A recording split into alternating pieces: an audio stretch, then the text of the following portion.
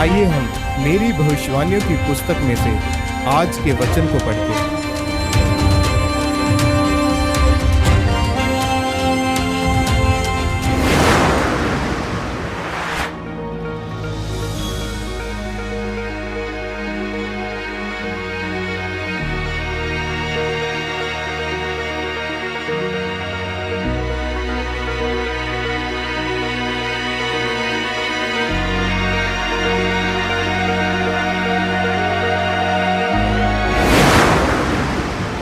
बोया गया व्यर्थ नहीं जाता। जब हम पहला सैमुएल 1 अध्याय उसकी 11 आयत में पढ़ते हैं, उसने ये मन्नत मानी कि हे सेनाओं के यहोवा, यदि तो अपनी दासी के दुख पर सचमुच दृष्टि करे और मेरी सुधि ले और अपनी दासी को भूल ना जाए और अपनी दासी को पुत्र दे, तो मैं उसे जीवन भर के लिए यहोवा को अर्पण करूंगी और उसके सिर पर शुरा फिरने ना पाएगा।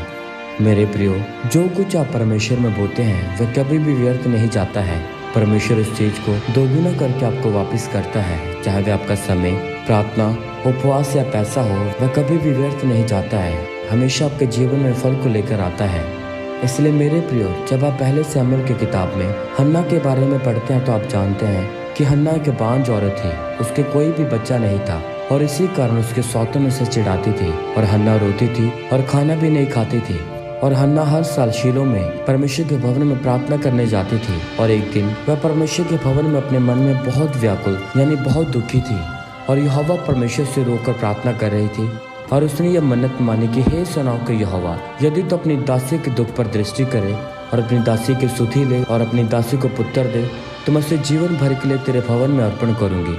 परमेश्वर ने उसकी प्रार्थना सुनकर उसी साल उसकी सुधि ली और उसे एक पुत्र दिया, जिसे उसने मन्नत के अनुसार यहोवा के भवन में दे दिया। मेरे प्रियो, जब हन्ना ने ऐसा किया तो परमेश्वर ने उसको खाली नहीं रहने दिया। परमेश्वर ने हन्ना को 3 बेटे और 2 बेटियों के साथ पहले से और भी ज्यादा आशीषित किया, क्योंकि जब आप परमेश्वर के लिए अपनी तरफ से कुछ बोते हैं तो परमेश्वर आपको दोगुना करके वापस करता है, जैसे हन्ना को परमेश्वर ने वापस किया।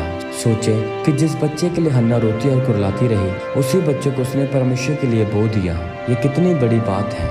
मेरे प्रियो, जब आप परमेश्वर में अपनी अनमोल वस्तु को, समय को, प्रार्थना, उपवास को बोते हैं तो आपका यह बोया गया परमेश्वर देखता है और हन्ना की तरह आपको 2 गुना 4 गुना आशीषित करता है। इसलिए मेरे प्रियो, अगर आपने परमेश्वर के लिए कुछ छोड़ा है और आप रो रहे हैं तो चिंता मत करें, आपका हंसने का समय आएगा, जैसे हन्ना का हंसने का समय आया।